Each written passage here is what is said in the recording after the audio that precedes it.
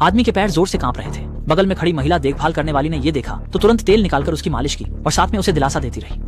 कुछ ही समय में आदमी की हालत में सुधार हो गया। इससे ली जी को नई आई महिला पर बहुत भरोसा हो गया। अनजाने में ही वह एक जाल में फंस चुका था। उस रात ली के गहरी नींद में थे, लेकिन शियाओ यिंग सीधे उनके सीने में चली आई।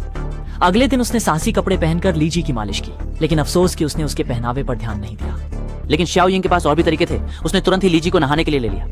ये दृश्य देखकर लिगे को थोड़ी शर्मिंदगी महसूस हुई, लेकिन शियाओ यिंग लगातार उसे बहकाती रही। ठीक जब वह सफलता के करीब था, ली जी की प्रेमिका अचानक अंदर आ गई और दावा किया कि उसने उसकी टांग का इलाज कर सकने वाला अस्पताल ढूंढ लिया है। ली जी उत्साहित होकर उसे गले लगा लेता है, जिससे शियाओ यिंग बहुत नाराज हो जाती है। लीगे को पूरी तरह से नियंत्रित करने के लिए उसने अस्पताल द्वारा भेजे गए सर्जरी के नोटिस को अनदेखा किया। यहाँ तक कि चुपके से लीजी की गर्लफ्रेंड के घर में घुसकर उसके मोबाइल से लीजी को ब्रेकअप का संदेश भेज दिया।